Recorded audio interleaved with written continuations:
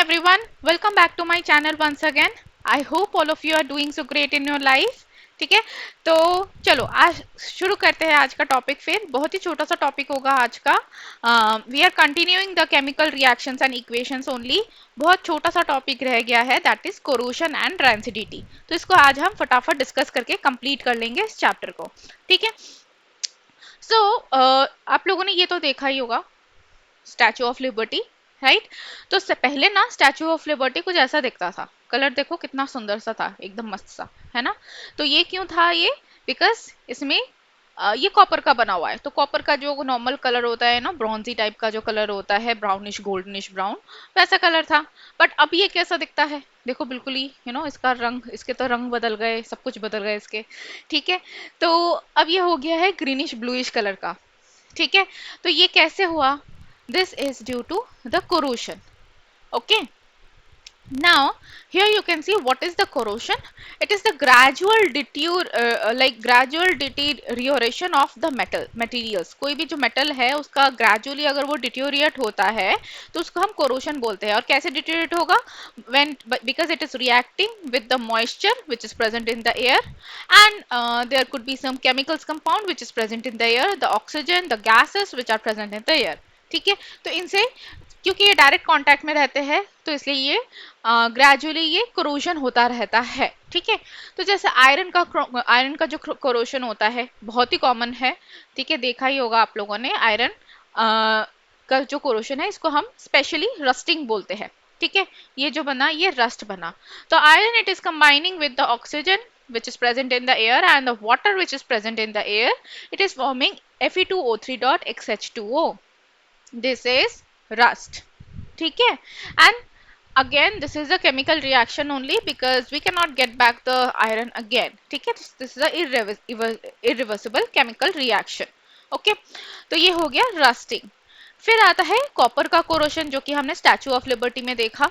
तो Cu copper, it is reacting with the water and the carbon dioxide which is present in the air, it is forming this compound which is green in color. इसको हम बोलते हैं पैटिना। ठीक है, जैसे iron वाले को हम रस्ट बोल रहे हैं ना, इसको बोलते हैं पैटिना। ठीक है, so this is the corrosion of the copper. तो ये पहले ग्रीन होता है और फिर ये ऐसे चलता रहेगा ना तो ये ग्रीन से ब्लू हो जाता है, ब्लू कलर में कन्वर्ट हो जाता है। Clear, so that is the corrosion of copper. Next up is the corrosion of silver. तो सिल्वर भी कोरोशन होता है, जैसे अगर आपके घर में चांदी के यूटेंसिल्स, चम्मच या फिर कुछ होता है ना, या फिर चांदी का चेन होता है, तो उसमें अगर कोरोशन हो रहा है, हाइड्रोजन सल्फाइड गैस से अगर उसमें कोरोशन हो रहा है तो वो सिल्वर सल्फाइड में कन्वर्ट हो जाएगा, that is black in colour. ठीक है, और इसको हम बोलते हैं टार्निश। टार्निश, अच्छा, एक तो ना ऑक्साइड का भी लेयर बन जाता है, जैसे हमने पढ़ा था copper oxide, right. Copper oxide का जब लेयर बन जाता है that is black in colour. तो ऑक्साइड्स के जो लेयर होते हैं ना उसको हम थोड़ा सा जैसे रब करके, सैंड पेपर से रब किया, या फिर आप ज्वेलर के पास लेके गए, उनके पास कुछ केमिकल्स होते हैं, उससे वो रिमूव कर देते हैं, दैट इज रिमूवेबल। क्योंकि एक लेयर है, उसको लेयर को हमने रिमूव कर दिया, और जैसे ही लेयर को रिमूव कर दिया वी गेट लाइक हमको वो शाइनी जो कॉपर का मेटल है वो फिर से शाइनी दिखने लगता है। ठीक है, जैसे अगर कॉपर के बर्तन है आपके पास, कोई भी कॉपर का सामान है या सिल्वर का भी सामान है, उसमें ऑक्साइड्स के जो लेयर बनते हैं उसका अगर हम थोड़ा ऐसे रब करें तो हट जाएगा। बट अगर एक बार कोरोशन हो गया ना तो उसको हटाना बहुत मुश्किल ही नहीं, नामुमकिन है। ठीक है, तो कॉपर के कोरोशन को हम बोलेंगे पैटिना, एंड सिल्वर के कोरोशन को हम टार्निशिंग बोलेंगे। ठीक है, Ag2S, Ag2S, और यहाँ पे हाइड्रोजन गैस निकल गया। Next small little topic is called as the rancidity. Now जैसे आप लोग, रैंसिडिटी क्या होता है, basically oxidation of the fat या फिर ऑयली फूड, फैट्स। ठीक है, फैट्स का जो ऑक्सीडेशन होता है उसको रैंसिडिटी बोलते हैं। तो अगर आप लोग जैसे कुछ पकोड़े खाते हैं या फिर समोसा खाते हैं, समोसा बाहर से परचेज करके लाके खाते हैं, तो अगर अच्छी दुकान से परचेज किया है और तेल जो है वो बिल्कुल फ्रेश ऑयल ही यूज कर रहे हैं तो फिर अच्छा है। बट कभी कभार अगर दुकान से खरीद के लेके आओ और उसमें स्मेल आती है ऑयल की अजीब सी, क्योंकि वो तेल पुराना यूज कर रहे होते हैं। ठीक है, क्योंकि वो फेंकेंगे तो नहीं, है ना, उनका लॉस हो जाएगा, वो पुराने तेल को ही यूज करेंगे। छोटी दुकान में स्पेशली ऐसा होता है। तो उसमें स्मेल आने लगती है। क्यों? तो वो होता है रैंसिडिटी। ठीक है।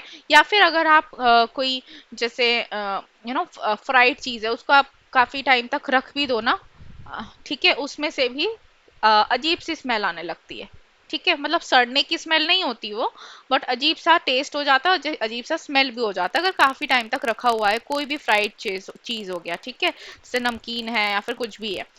तो that is due to the rancidity, क्योंकि ये देखो फ्रेश ऑयल है और ये ऑक्सीडाइज होके क्या बन गया, इस कलर का हो गया, रैंसिड ऑयल बन गया। ठीक है।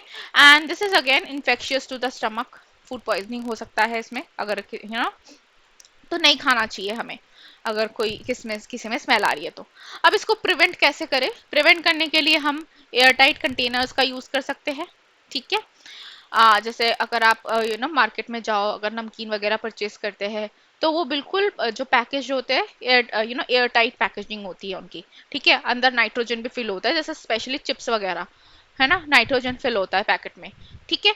तो nitrogen is inert gas, it is non reactive gas, तो नाइट्रोजन फिल कर दिया जाता है। ठीक है। फिर तीसरा है कि हम रेफ्रिजरेशन कर दें, कोई ऑयली फूड है या फिर हमने नॉर्मल खाना भी बनाया जिसमें तेल यूज किया हुआ है, उसको हम फ्रिज में रख दें। दूसरा नेक्स्ट होता है एडिशन ऑफ द एंटीऑक्सीडेंट्स या फिर प्रिजर्वेटिव्स। हम प्रिजर्वेटिव्स ऐड करते हैं, जैसे अगर जो पैक्ड फूड होता है ना, उसमें मोस्टली आप देखना प्रिजर्वेटिव्स एडेड होते हैं। ठीक है। तो वो ऐड कर दे। ठीक है, तो उससे भी हम रेंसिडिटी को प्रिवेंट कर सकते हैं। I hope this is clear to all of you. तो यही दो टॉपिक्स थे आज के, बहुत ही छोटे टॉपिक थे। Thank you everyone for watching the video. So take care, have a nice day, bye bye, see you again with another video.